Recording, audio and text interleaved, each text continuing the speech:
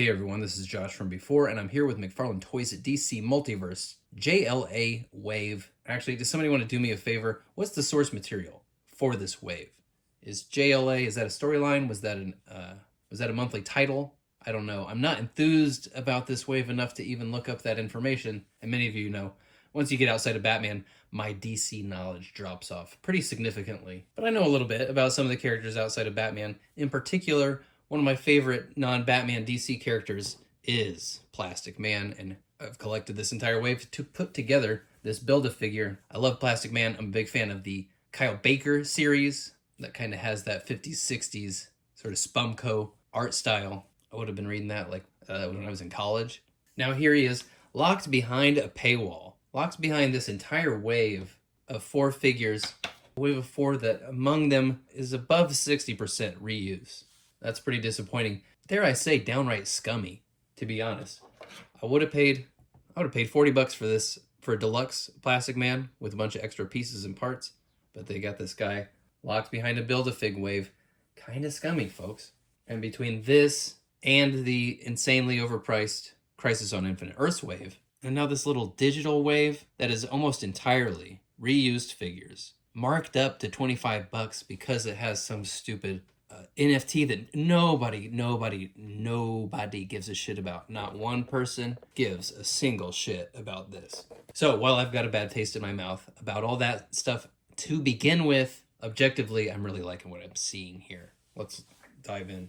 Start with bats. Obviously, we've seen this 3 Jokers Batman many times over the past 2-3 years. It's a really good looking figure. It kind of has a static quality about it. Like, it's not one that I find myself putting in a lot of dynamic action poses. But if they had released this repaint, Tim Burton-esque, with the black suit and yellow details, I would have bought it. I would have bought this guy for $20. I'm not mad to have him now. When it comes to that kind of reuse, I don't just hate it outright on principle. I'm not mad about having this repainted version. I think they tried to get a little cute with it. I think they tried to put some blue, but it's on there in a weird kind of blobby way. And like, can you see this on his emblem? There's like blue splotches on there. Does anybody else have this going on theirs? Like, feels like a little navy down there. I see what they were trying to do, but I don't know if it was entirely successful. Now let's come over to that 90s hook-handed Aquaman. Definitely not mad about this guy. I know many people have been wanting this hook-handed Aquaman for a minute. My initial instinct was to be like, God, that hook is just insanely cartoonishly big and it looks stupid, but that's pretty much how he was drawn. Reused legs from the Endless Winter Aquaman, but I like the way they look with this little gill pattern printed on. And compare it to that Endless Winter Aquaman. They've given him a new head sculpt that manages to be a little bit more realistic, but still kind of have some of that cartoony, exaggerated shape to his beard. Overall skin tone looks much better. They have a problem sometimes with these just like chalky, pasty skin tones. This guy looks like he's actually been out in the sun. I like it. And the gold is where it's meant to be, where it's supposed to be. It is gold. It's not just like unpainted yellow. Green Lantern is going to be the least interesting for me. I don't dislike this this body buck with futuristic texture kind of laid into it, but I don't prefer it over this original John Stewart. This guy, kind of wild sculpted details throughout the body. I might try putting this head on here because that's a great looking portrait on there. Really, really great looking, honestly. Wow. And he comes with these 2 energy effects. They originally came with Arkham Knight Red Hood. I didn't like them then. I sure don't like them now. They're not even constructs. They're stupid. These are whack. And now we get over to something fresh. We get Electric Superman here. I think this guy's entirely new sculpt. I'm not totally certain. I feel like I may have seen this torso before, but it feels pretty fresh. He's got these energy effects. I think these probably came with a Flash at some point before. I'm not 100% sure. They look kind of familiar. This is a pretty fun figure. I don't know that I totally need him. He could be a nice little extra sort of companion to like the Reign of Superman figures, but I missed out on, I never found Eradicator, and therefore I don't totally have the Reign of Superman. Of course, this 90s wacky stuff, some people totally loved it and have fond memories of it. Some people, it's the dumbest thing in the world. What I think is the dumbest thing in the world is just the ongoing platinum crap.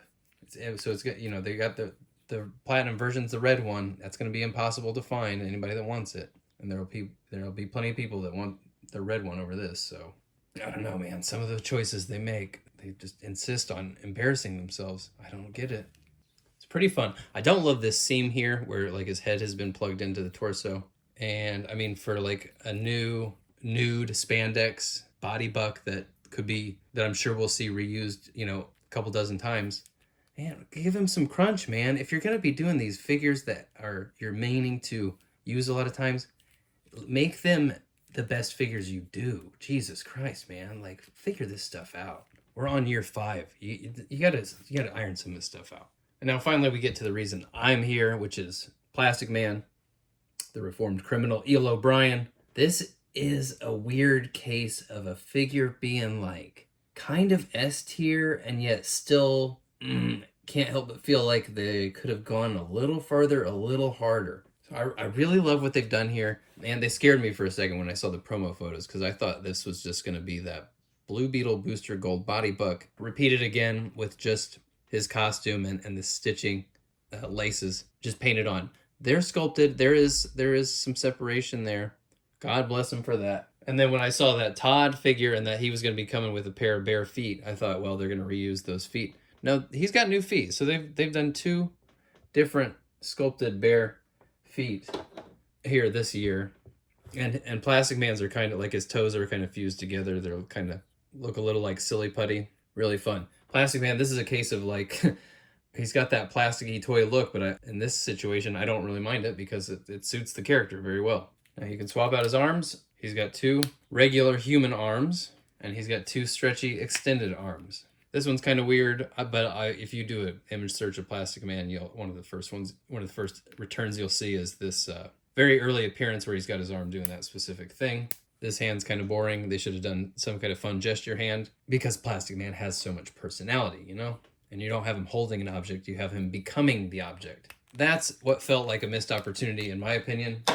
They've given us a Joker dragon with a flexible tail. I know they can do bendy wire flexible pieces, but these 2 stretched out arms, they're just rigid plastic. You're not going to be bending them at all. And they don't have any bicep cuts or hinges or anything like that. So it does feel like some of the potential has been kind of hampered. He's also got 2 different heads, and it's an excellent choice. Both these heads are excellent.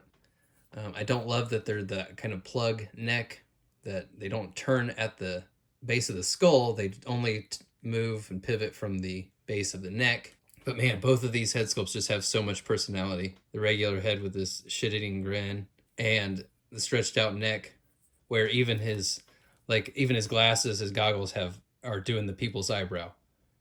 They're stretched too. I love that, man. I'm sure some people would be mad about the reflection in his goggles painted on there. It doesn't bother me. They're allowed to put a little bit of artistic flair on there. So yeah, this is just weird. I do love what they've done with this guy.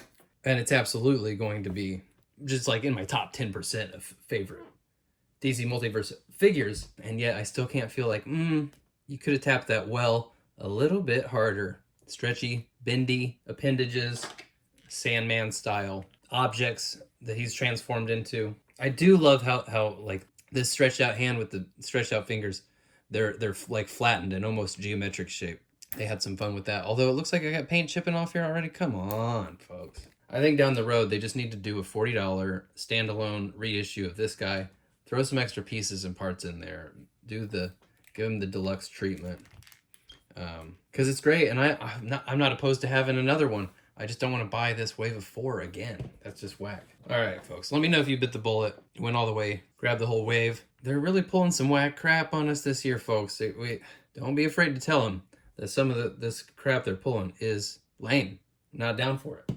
We don't want digital stuff and Build-A-Fig waves that are more than half reuse. They got to come back down, meet us where we're at. Just their heads are just a little too far up their asses with all the repaints and variants and Platinum Edition, Patina Edition, Sketch Edition, Blacklight Edition, Glow-in-the-Dark Edition. If you want to turn on the juice with all that stuff, you can't be giving us mostly reuse on these waves. All right? All right, gang. I'll talk to you soon. Peace out.